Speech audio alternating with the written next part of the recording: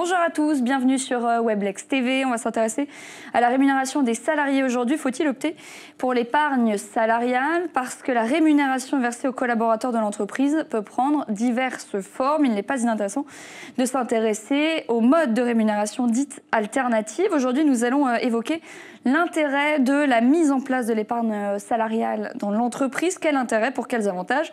Et surtout, comment faire pour répondre à ces questions? Johan Jamon, consultant en protection sociale et rémunération chez Ombrello Consulting. Bonjour Johan. Bonjour Clotilde. Merci d'être avec nous. Tout d'abord, est-ce que vous pouvez nous préciser ce que recouvre donc cette notion d'épargne salariale? Alors, l'épargne salariale, ça regroupe plusieurs dispositifs, l'intéressement, la participation, les plans d'épargne entreprise, les PERCO, l'actionnariat salarié et le compte épargne-temps.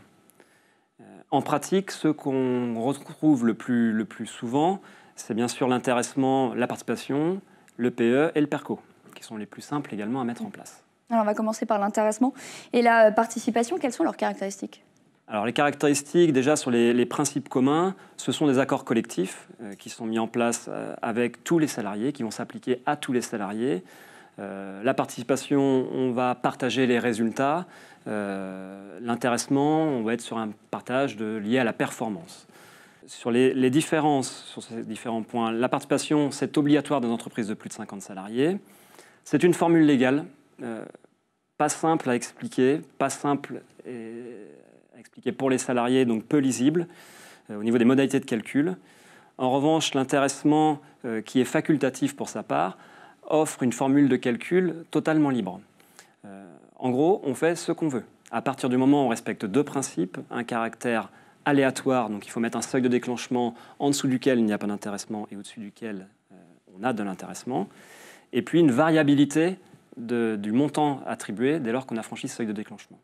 Vous l'avez compris, ma préférence va pour l'intéressement qui permet vraiment de mettre en place une solution personnalisée à la situation de chaque entreprise. Et qu'en est-il du plan d'épargne donc entreprise et du PERCO? Alors, ce sont des dispositifs facultatifs que l'on met en place avec une banque, une assurance ou une société de gestion. C'est un principe assez original parce que ce sont des dispositifs obligatoires, collectifs pour tous les salariés. En revanche, à participation facultative.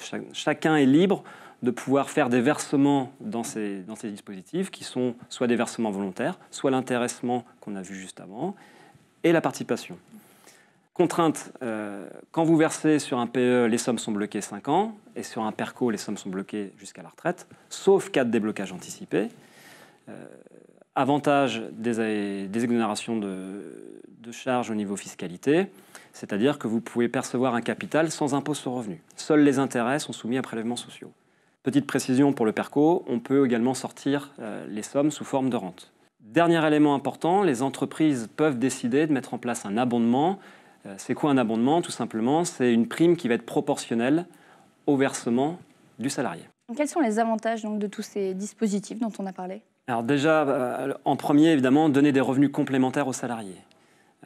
Deuxième avantage, pour les salariés, un coût social plus faible qu'un versement de salaire classique, puisque seulement 8% de CSG-CRDS de prélèvement, au lieu de 25% de charge sociale salariale. Pour lui aussi, des revenus qui peuvent être non fiscalisés s'ils sont placés sur le PE-PERCO. Ensuite, pour l'entreprise, eh bien, c'est un coût social plus faible, seulement le forfait social, qui peut être de 8, 16 ou 20% en fonction des dispositifs, au lieu de 45 ou 55% de charges sociales patronales. On a donc tout intérêt à mettre en place systématiquement ces dispositifs ou non? Alors oui, dans l'intérêt des salariés, pas toujours forcément pour l'entreprise, puisque c'est des dispositifs qui ont aussi des contraintes, ils sont collectifs, donc on a peu de capacité à moduler entre les salariés si on veut faire des différenciations. Si on fait de l'abondement, il n'est pas toujours juste parce qu'ils vont profiter qu'à ceux qui ont la capacité de verser sur le plan d'épargne. Donc ce ne sont que des outils de la politique de rémunération parmi tant d'autres. Au préalable, ce que nous conseillons, c'est de bien réfléchir sur sa stratégie. Quels sont les objectifs des salariés? Est-ce qu'ils veulent, ils ont besoin d'avoir de l'argent qu'ils vont consommer, qu'ils vont dépenser? Ou bien est-ce qu'ils veulent épargner? Ou est-ce qu'ils ont besoin de se protéger? Deuxième temps, réfléchir aux attentes du dirigeant. Est-ce que c'est récompensé individuellement, collectivement, sur la base des résultats? Est-ce que c'est fidéliser, attirer, motiver? Dans un troisième temps, on va réfléchir à la question du budget, combien ça coûte pour l'entreprise, combien ça rapporte pour chaque salarié. Et enfin, quand on a réfléchi à tout ça, on va pouvoir sélectionner nos dispositifs, les choisir et les mettre en place. Merci Johan, on se retrouve rapidement sur Weblex TV.